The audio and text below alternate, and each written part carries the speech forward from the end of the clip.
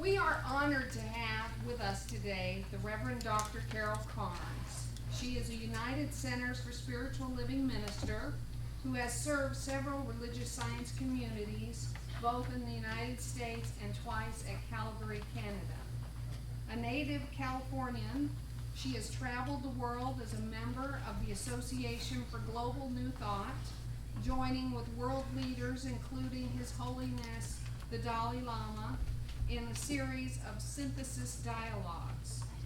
She loves jazz, music, dancing, laughter, babies, art, and all kinds of food, as well as her adult children, Maggie and John. She happens to be, and she is a longtime friend of our own Ross LeCompte. And thank you, Ross, for inviting her to Las Cruces. Yay. Please plan to stay after the celebration for a sandwich, well, it's not a sandwich luncheon, it's a wonderful local Mexican food fair luncheon, and the opportunity to visit with Reverend Carol.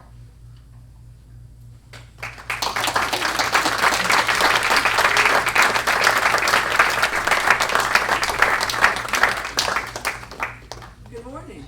Good morning. Are you happy? Yeah. Yes. We need more happy people in the world. Yeah. The Dalai Lama says, happy people don't cause trouble. They solve problems. Because you're creative when you're happy. Your mind is open. Your heart is open. So I'm glad to hear that you're all happy. You have a wonderful space here. And a wonderful future. I haven't been to Las Cruces for 45 years. And my ex-husband and I and the children traveled from California to Texas to visit his family, and we stopped here and had lunch at La Posta. And we stopped on the way back at La Posta because we loved it so much. When I was flying in to El Paso, I was trying to remember the name of that restaurant. I remembered it for years and years, and then suddenly I couldn't remember it. And so the lady sitting next to me was from El Paso, and she said, "Oh yeah, I think it starts with a P." And boom, it popped out of me. I said, "It's La Posta." So I was really excited to be there, and really interesting to see the changes that have gone on in this community over those. Wow, it was a sleepy, tiny little adobe thing back in those days. That's how I remember it. So today we're talking about a dynamic faith. Now you know, New Thought is not a faith-based religion.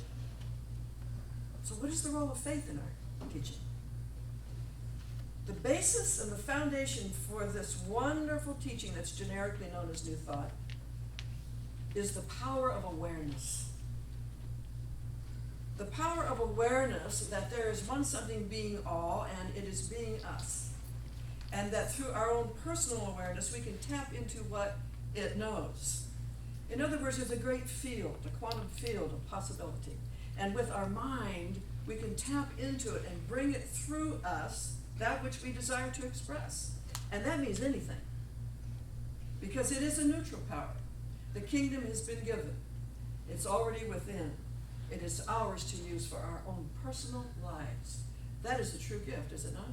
And that is unconditional love. I want to talk about the power of having faith in your awareness. And here's a true story. How many of you are old enough to remember 1958?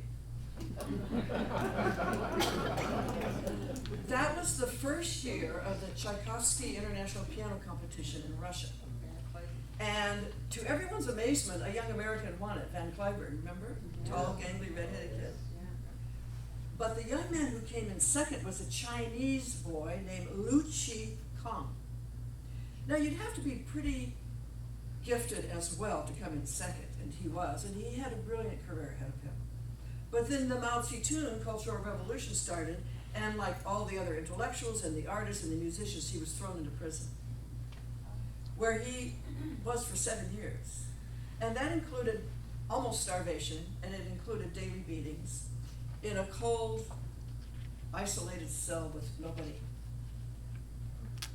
Can you imagine? And so 7 years later, he was released. But when he got out, to everyone's surprise, he announced that he was going back on tour. Well, the music critics and all the fellow musicians were embarrassed for him. They thought, oh, this is going to be awful.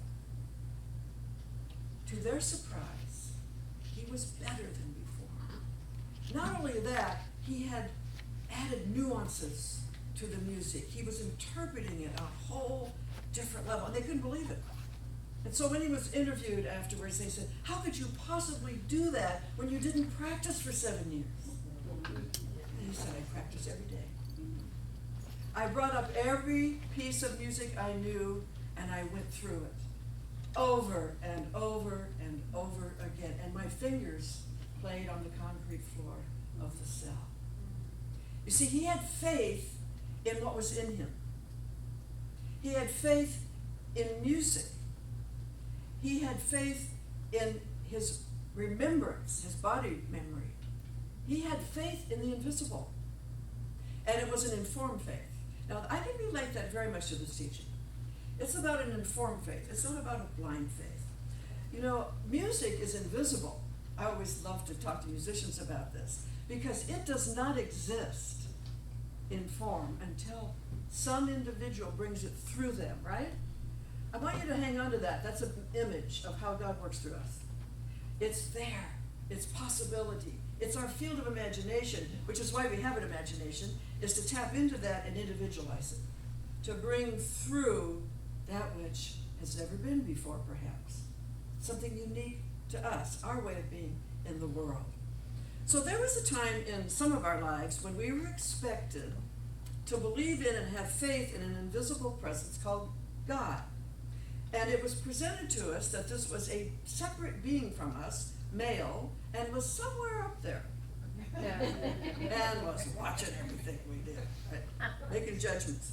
There was really no way to prove that what we had faith in existed, and here's the reason. We did not know how to interact with it properly. We thought we had to call its favor. We thought we had to be better people. We thought it wasn't interested in us or couldn't see us. We thought it was something so apart from us that we probably never would be able to contact it. We were told to pray, beseech, beg, bargain, get on our knees, and ask for some kind of blessing. But our prayers often went unanswered.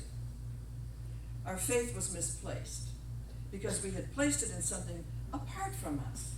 Anybody relate to this? Of course, we all came from that. It's part of the Western world's culture. Now, we would have been considered seriously troubled if we said, I've lost my faith. If we doubted, if we said that out loud. Almost all of us have lost our faith at some point, haven't you? I certainly have. That really is what revolution is all about. Now, in today's world, we are undergoing lots of revolution. Because people have lost faith in their leaders, they've lost faith in systems, they've lost faith in religions, they've lost faith in politics, in all kinds of things, but it is causing a revolution in values, a revolution in insights. We're looking for deeper truth in all of these areas of our life.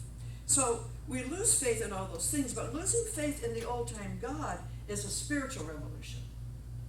And everybody in this room is having an experience of spiritual revolution. That's how you found your way here. That's why this appeals to us, right?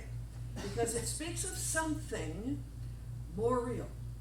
How many of us came into this teaching and the first time we heard it, we thought, I know that. Because when the mind hears the truth, it recognizes it. It doesn't matter how old you are, it could be a child. When the mind hears the truth, you know, you ask a little kid about this, and you tell them what this teaching's all about, they'll say, I know. They do know. It's already there.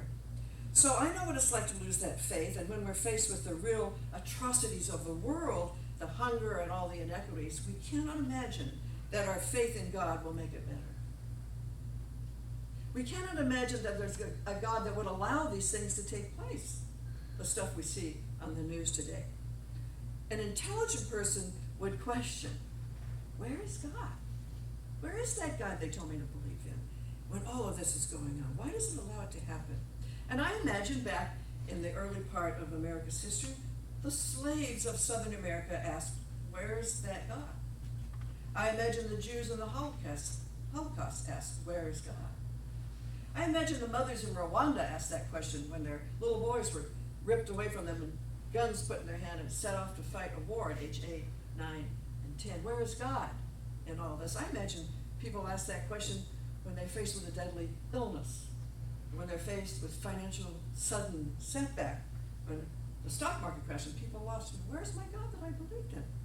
So the question, where is God, can be the first step on a journey to deeper understanding, which is the beginning of building a dynamic, active faith. It needs to be active in unseen but real principles and powers that are active in this universe and in our lives. And you know, there's such a easy, in fact this is great for kids, there's such an easy analogy to things like gravity and electricity. We have faith in them, don't we?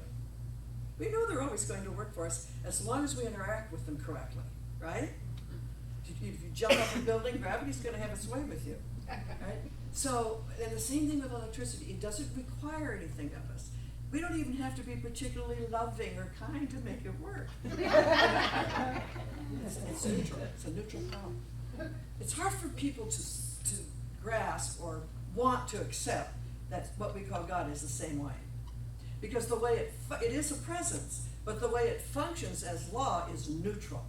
Has to be, or we would not have individualized expressions. We'd all be doing the same thing at the same time. What would be the point of that? Silly way to run a universe. Wouldn't work. So blind faith doesn't work either in this complex world. We need this active relationship with creative intelligence, and that is what this particular teaching offers. So we need to feel the presence of the more.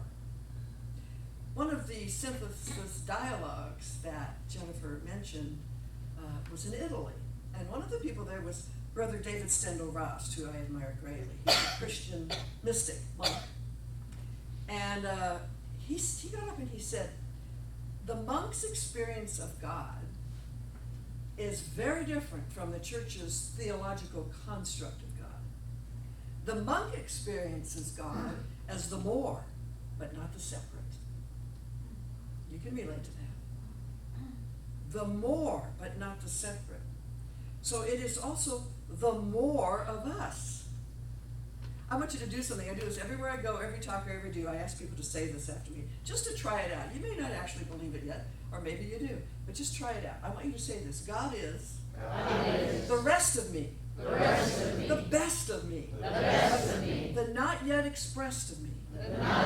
See, it is potential. Well, you didn't have to say that. But shall we just do the whole talk and you repeat after me? I've been reading Howard Thurman lately, a wonderful African-American preacher of the 20th century, considered one of the greats, and he was very much involved in the civil rights movement. And he said, I tap the resource that is beyond me by tapping the resource that is within me. And that's what that young man in prison was doing. Reaching to the beyond, but knowing it somehow was within. And he begins with himself. We start with ourself. And how do we start with ourself and reach into the beyond? How do we do it? I am. I am love. Instead of saying I want love, I need love, I wish I had love. I am love. I am love active, and love is active in me. Love is on the move in me. Love is attracting by means of me. And we're tapping into love, which is the more of love than we even know.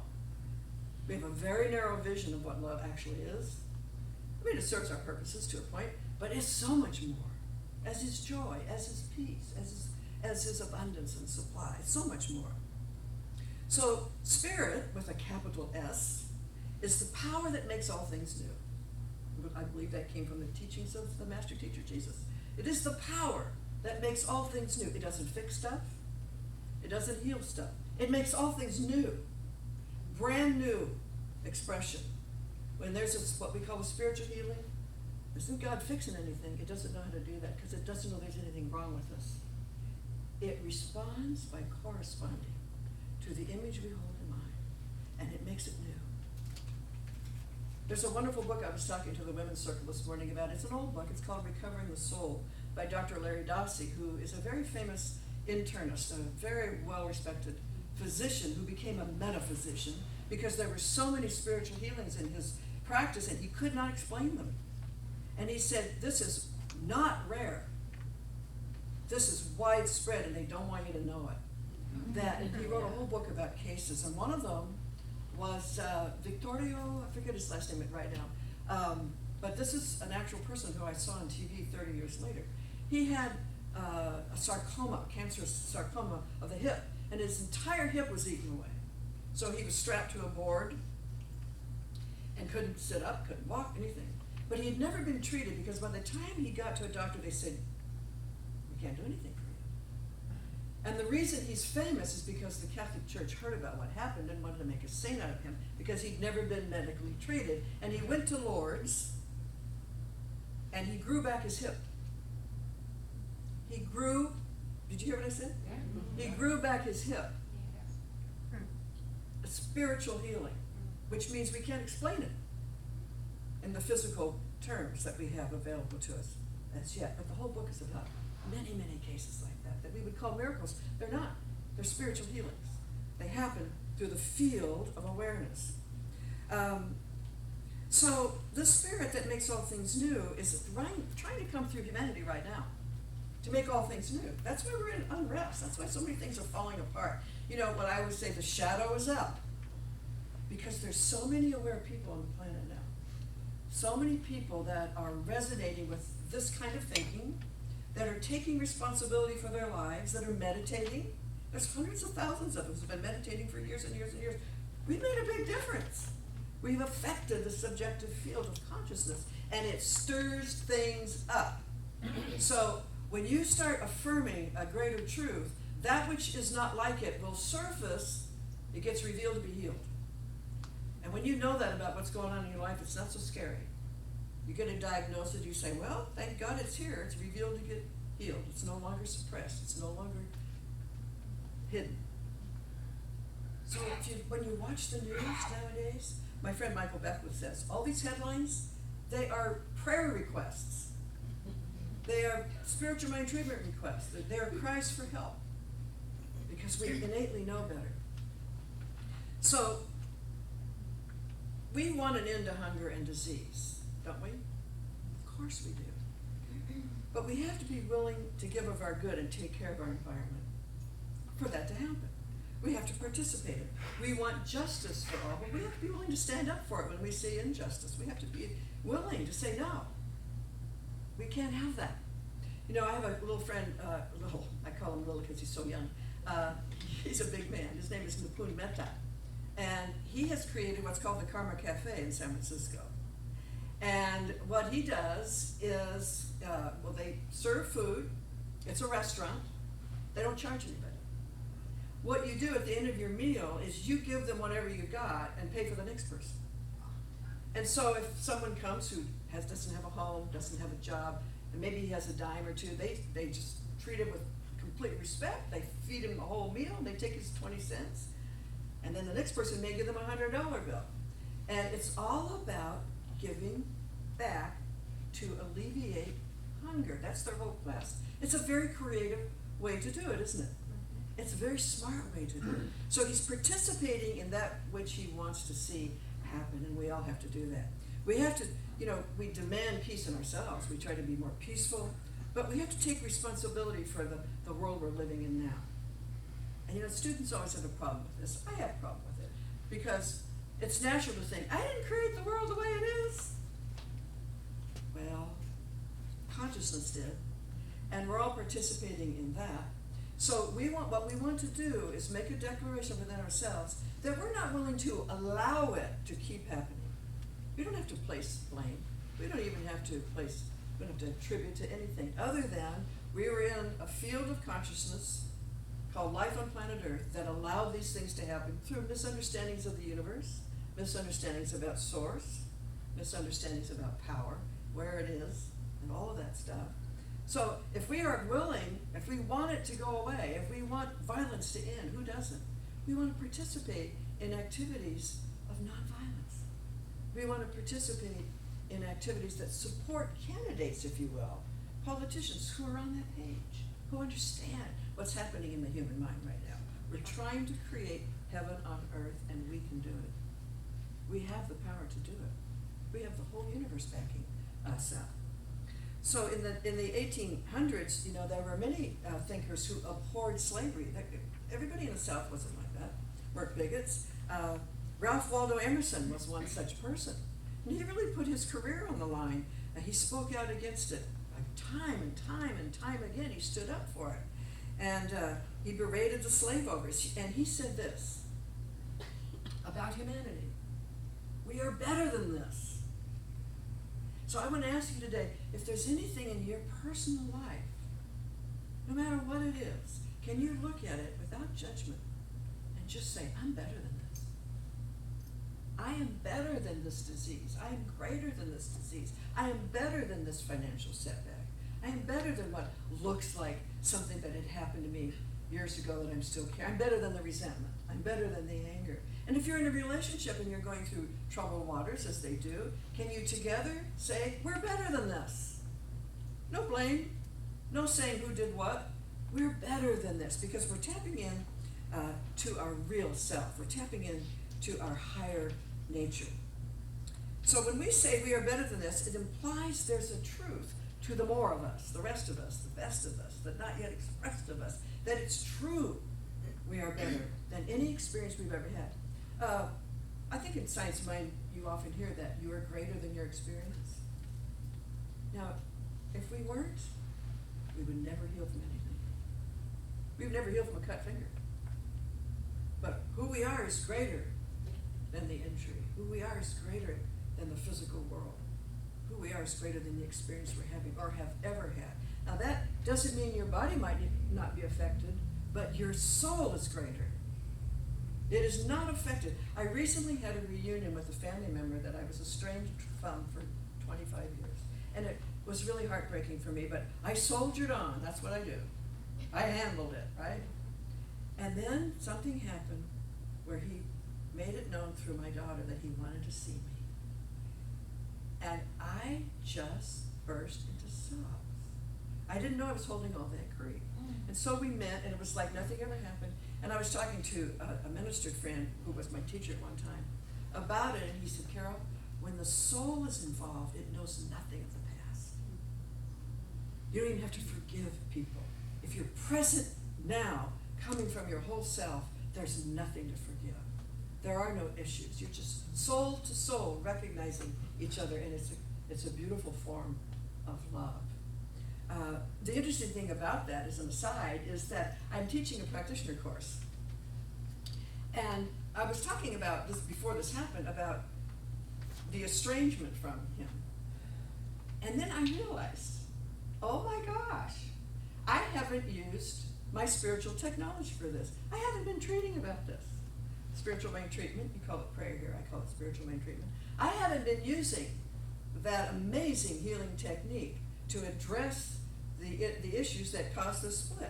So I started treating that love was absolutely present, that it never goes away, that the wave between two people who've loved each other, it's still there, that nothing that has ever happened in the world can touch it, can affect it. That I went on those lines. It was a week later he called and said he wanted to see me after 25 years.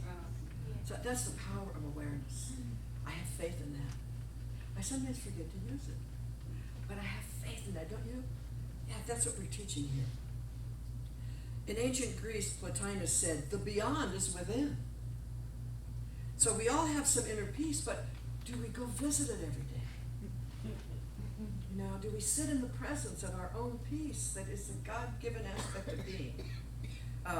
We may pray for peace, we may long for peace, but most of us are waiting for the beyond to give it to us. But what we have to do is activate it in ourselves, and then we feel it. And that simply is saying, I am peace.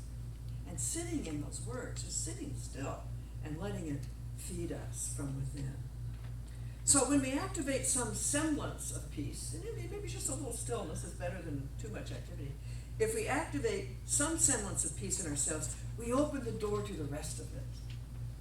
It's just like it's like priming the pump, you know, and then the water gushes out.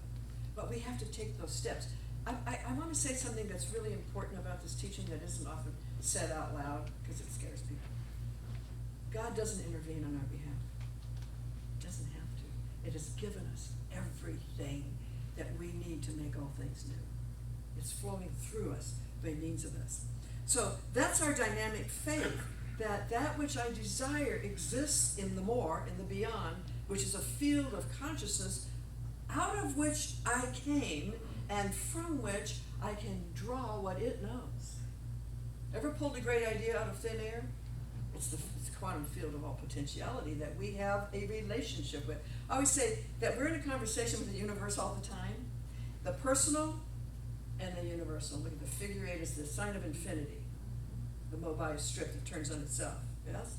So whether we know it or not, when we're harping and complaining and judging and criticizing, we're telling the universe what to create for us. And it's listening.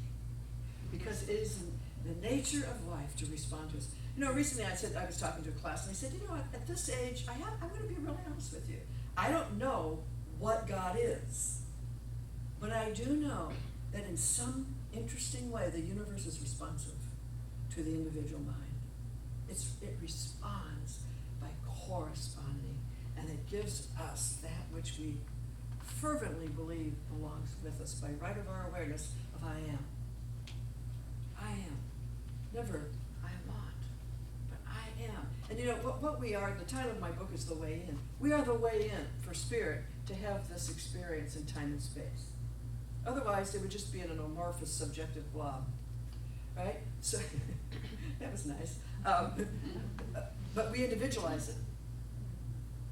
We are the way in for it to have its way out into the world. As Ernest Holmes said, the founder of this teaching, we are here to reveal what God is.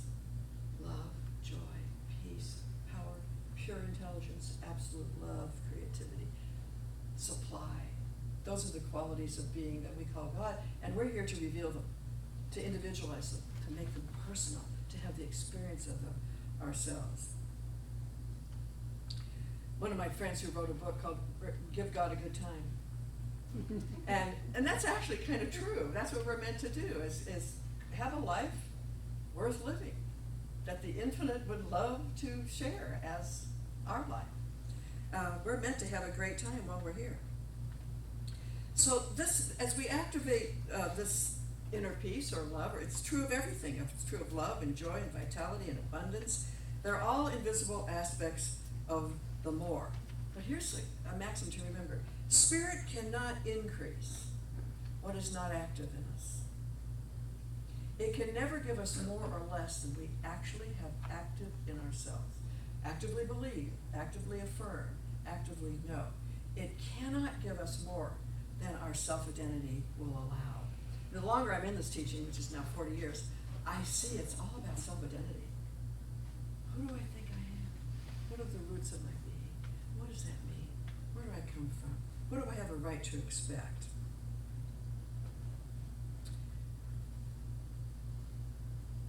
Here's a quote from Emerson. I love Emerson. Quote him all the time. He said, "We are very near to greatness. One step and we'd be safe. Can we not take the leap?" What is the leap? It's a leap in awareness. It's a leap away from superstition and dogma. It's trusting the heart.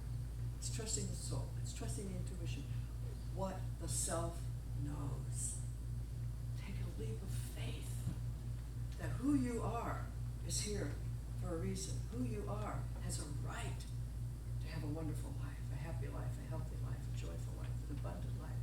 Who we are is no accident who's on the planet right now. We are here to facilitate the spiritual revolution and to bring about the great healings that will happen because of it. When I was a little girl, I would look up at the stars at night. It's one of the reasons I wanted to come to New Mexico, because you always think that you can see all the stars. Well, you could 40 years ago. I don't know about it, you still can, because we've had a lot of rain and clouds this week that I've been here. But I used to spend a lot of time looking up at the night sky. I just love the stars. And I felt somehow that it had something to do with me.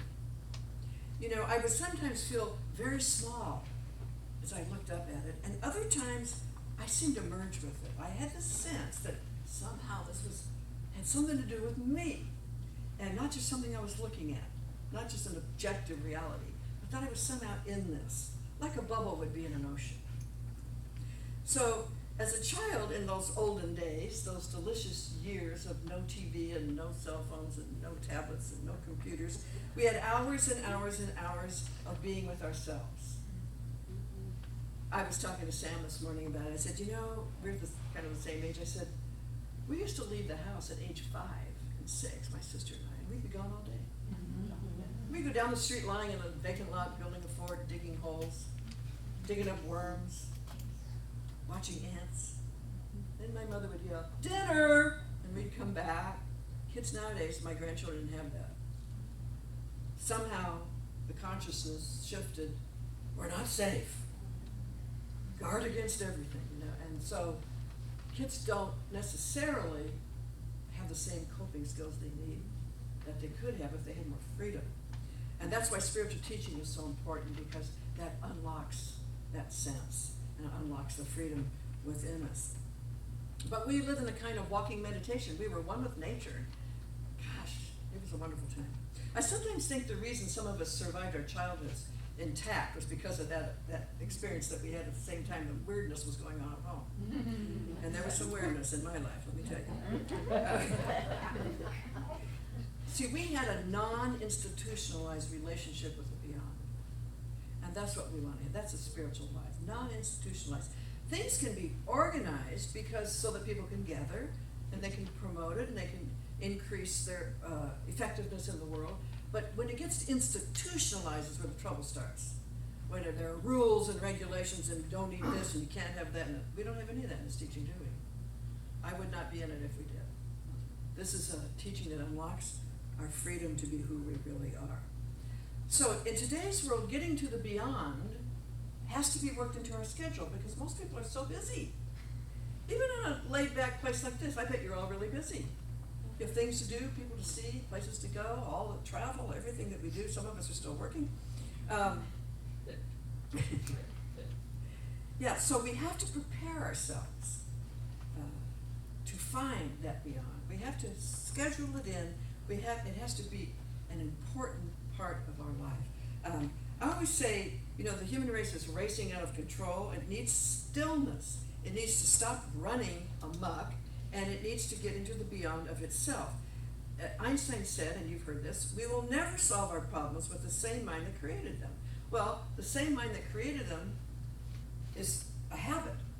And to break the habit, we have to sit still with ourselves and see what else is in there. See what other new thoughts are in there. Some insights will pop up. Meditation is the greatest thing I've ever discovered next to this teaching. Daily meditation is transformational. It's the best kept secret on the planet. And thank God Oprah's taken it up, Jim Carrey has taken it up, and they're out there talking about it to young people. So it's going to make a huge difference. But if you can't find a space or the time in your day for some stillness, you're a prisoner of your lifestyle. That's just the way it is. If we're too busy to meditate, we're too busy. Everybody can find 15 to 20 minutes in their day, and it makes a huge difference. You don't really notice the need for stillness when you're in the growing stage of something, like when you're in a brand new relationship and you're all giddy and everything. You don't notice, or you're starting a new business, you just start doing and managing and doing all this. You don't notice that you need that stillness, but the growth process has limitations. Relationships, business, church, grow, and then it kind of levels off. And it becomes old. You can't stay in the old forever. You cannot. It's against life. Something has to change in the consciousness right there to create a new growth process. It has to happen. It has to happen here. It has to happen everywhere we are. So we get very comfortable in the old, though. It's like, well, we don't need to grow anymore. But it's against nature, and it'll kick you in the old collie. And I used to live in Hawaii. Yeah, so you cannot remain in the old forever. The growth factor will make something happen. Have you noticed this? It will make something happen to get you out of that phase that you're in, and you may not like what it is. You may not like what happens, but something will. Thurman uses the book of Revelations in the Christian Bible to talk about this. He said, "Behold," said the prophet, "I saw a new heaven and a new world." But he said this statement came after struggle and pain and tragedy and persecution. Because trying to stay in the way things were amounts to struggle and pain. And it could be, depending what it is, it could even go as far as persecution. Nothing's working. Everything's against us. It's their fault. Really, it's easy to get into that. So he said, there's something in the human spirit that is able to see beyond the dilemma if they'll just leave themselves the faith of awareness. They just give themselves an active faith in this. They can see the possible, but we have to activate it. It is, it's the beyond in us that allows it to be so. The trouble is we ignore the beyond most of the time. There's an aspect, you talked about the ego in your song, I love that. There's an aspect of the local mind, the ego, which function is to keep things in a continuum, so your reality is the same every day. So its function is to maintain the status quo. But it will make up a new status quo if you give it something new to do, new to think about. But its tendency is to keep things the same, even if they're uncomfortable, even if we have to struggle, even if we're not happy in them. The ego will say, well, yeah, but this is okay. This is what you know. That's comfort, right? So we need a regular, natural, ongoing experience of the beyond. We need a dynamic faith in the power within. Howard Thurman again, he said, we are besieged, I love this, and this is really talking about our world right now. He says, we are besieged by the threat of disintegration of all time-space manifestations. Things, people, events. This inspires our fears and distracts our mind from something else. It is precisely the fact that things, people, and events coexist with something else that defines what is true and authentic and the real quest of the human spirit for the eternal. When I was a little girl running free, I knew there was something else. I didn't have a name for it. My parents were atheists. I didn't have any religious training. I knew there was something else. So in the everyday world of running, jumping, playing, doing schoolwork, I could feel the eternal. It was present because my mind wasn't filled with ridiculous concepts about the nature of reality. I was free, as all children are. So that's what I experience, and that's what gives me a dynamic faith that humanity can make this world a better place. I often say we don't need faith in God.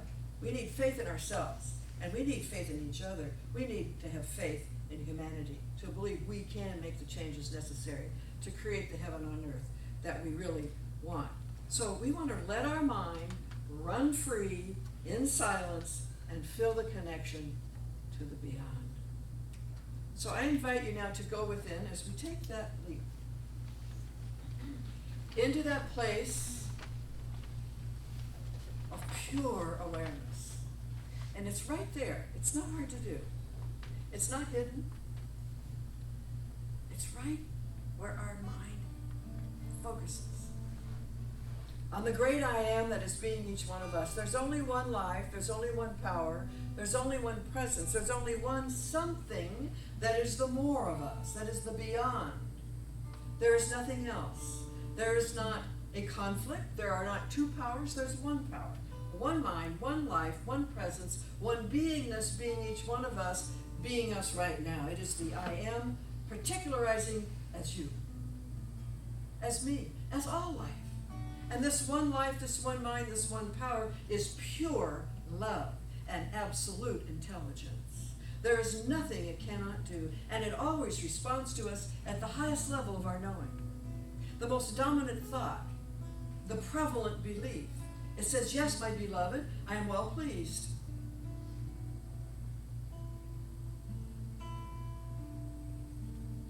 Let's affirm today that this truth is arising in our collective unconscious.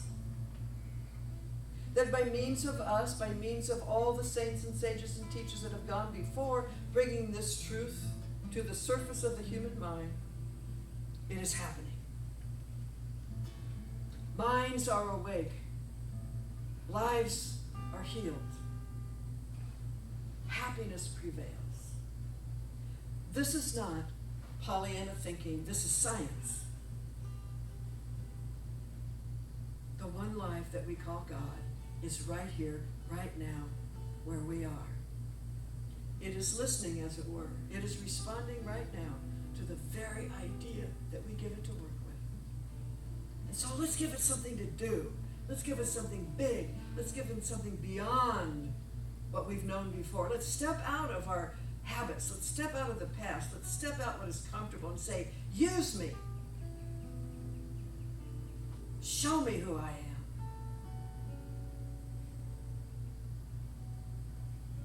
Let the ideas flow. Let the love well up. Let the peace be activated. Let the joy become known. It's all here, right now. And so in deep and abiding gratitude, we say yes. Yes to what wants to happen by means of you and me. Yes to what wants to happen in and through humanity. Yes, we affirm it. We declare it. We stand up for it. We defend it. We vote for it. We let ourselves be used by this higher idea of a transformed world. And so in ease and effortlessness, we release this word into the law of mind, knowing it can do nothing but respond to us in like manner. And we let it be in gratitude. We simply say together, and so it is.